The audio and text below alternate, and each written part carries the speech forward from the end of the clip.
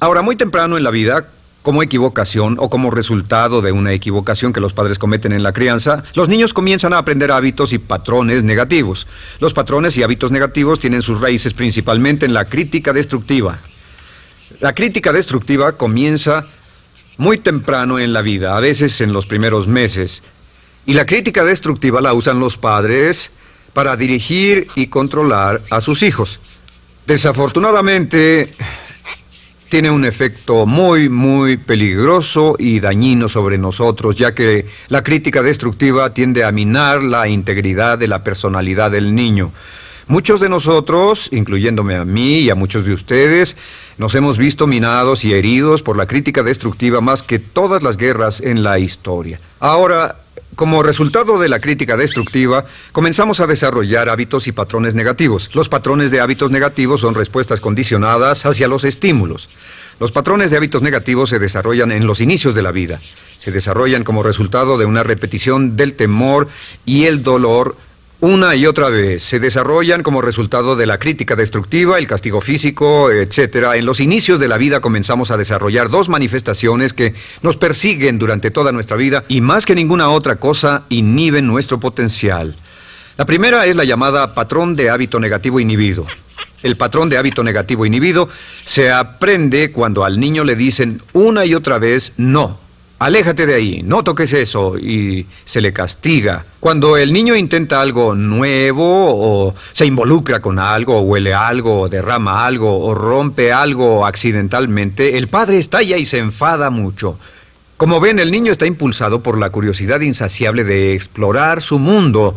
Y lo que pasa es que cuando lo explora o se interesa y echa a perder algo, si el padre reacciona golpeando al niño, el niño comienza a pensar cada vez que intento algo nuevo, cada vez que intento algo diferente, cada vez que voy más allá de mis límites, cada vez que me salgo de mi zona de comodidad, cada vez que no juego sanamente, me golpean, me castigan, me lastiman, me envían a mi alcoba y me siento mal. Y muy pronto el niño desarrolla el sentimiento de no puedo, no puedo. No puedo. Cada vez que trato algo diferente, me castigan. No puedo, no puedo, no puedo. Es como la respuesta de Pavlov. Pavlov sonaba la campana y le daba de comer a un perro, y el perro salivaba, y Pavlov alimentaba al perro. Mientras sonaba la campana, el perro salivaba y siguió haciendo eso, y después Pavlov solo sonaba la campana y el perro salivaba. Lo que pasa en la vida adulta es que esto crea lo que llamamos temor al fracaso. El temor al fracaso es una respuesta condicionada a un proceso de crítica destructiva que ocurre en los primeros 5 o 6 años de la vida.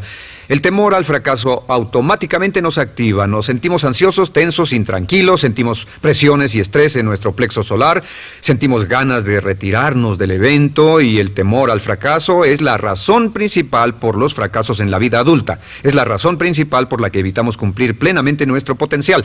De hecho, todos los patrones de hábitos negativos se experimentan en el cuerpo físico. Puedes saber cuál es un patrón de hábito negativo porque se siente en el cuerpo físico, precisamente. El patrón de hábito negativo inhibido, el temor al fracaso, el no puedo, ocurre primero que todo en el plexo solar. ¿Ha tenido la ocasión donde debe hablar frente a un grupo, debe ir a una revisión de su desempeño, o debe hacer una llamada determinante? Primero su plexo solar se aprieta. Si el temor continúa, su respiración se acelera.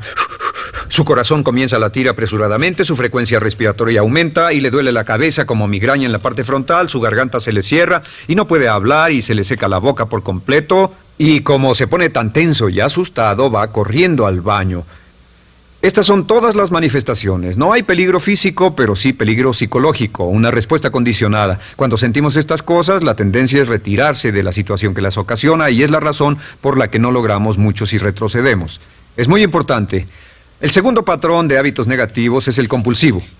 El patrón de hábito negativo compulsivo se aprende cuando a los niños se les dice una y otra vez: más vale que lo hagas. Si no lo haces, tendrás problemas o me las pagarás.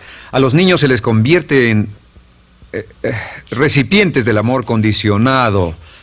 Los padres no intentan hacer esto, pero lo que hacen es sugerirle al niño: no te amo, por lo tanto no estás a salvo, a menos y hasta que hagas lo que yo quiero.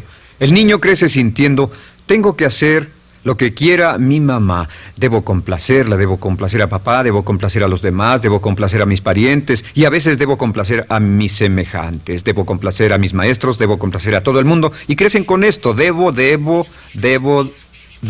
No puedo hacer lo que quiero hacer, debo hacer lo que complace a las demás personas. Este patrón de hábito negativo muy temprano en la vida se traduce en el temor al rechazo. El temor al rechazo lo experimentan los hombres como adultos como un comportamiento tipo A. Hablaremos del comportamiento tipo A posteriormente. El comportamiento tipo A es una necesidad compulsiva o excesivamente compulsiva de complacer de algún modo a alguien sin normas de comportamiento, prácticamente sin pensarlo. El temor al rechazo nos impulsa, nos hace muy sensibles a las necesidades de los demás. Hacemos cosas que otras personas quieren, no hacemos lo que nosotros queremos. Siempre estamos tratando de complacer a los demás, tenemos preocupaciones o nos importan las opiniones, sentimientos y actitudes de otros hasta el punto donde ocultamos nuestras necesidades. El temor al rechazo se siente en la columna del cuerpo. Se divide el cuerpo a la mitad y se siente hacia abajo en la mitad posterior del cuerpo. El primer lugar donde comienza a sentirse el temor al rechazo es generalmente en los hombros y el cuello. Nos sentimos entumidos, duros, tensos. Cuando tenemos mucho que hacer sentiremos un estrés tremendo en la columna. Los músculos se estiran en la parte posterior. A veces se manifestará como flebitis y venas varicosas y a menudo nos darán dolores de cabeza en la parte posterior de esta porque las arterias carótidas que llevan la sangre hasta la cabeza, los músculos a su alrededor se contraen y la cantidad de sangre que fluye hacia la cabeza fluye más lentamente y se siente un terrible dolor de cabeza en la parte posterior.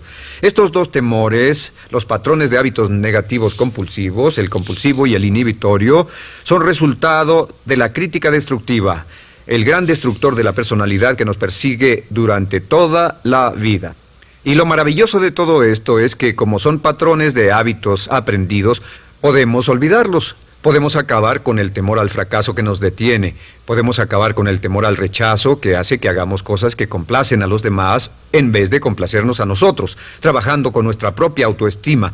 Porque existe una relación inversa entre la autoestima y el patrón de hábitos negativos. Porque entre más se agrade a sí mismo, menos teme al fracaso. Entre más se agrade a sí mismo, menos teme al rechazo. Entre más se agrade a sí mismo, menos temerá a cualquier cosa. Y si sigue repitiendo, me agrada mi persona, me agrada mi persona, me agrada mi persona una y otra vez, si sigue diciendo esto, con el tiempo su autoestima sube más y más y más y más y sus temores desde luego bajan. Cuando su autoestima sube, sus temores van en dirección opuesta.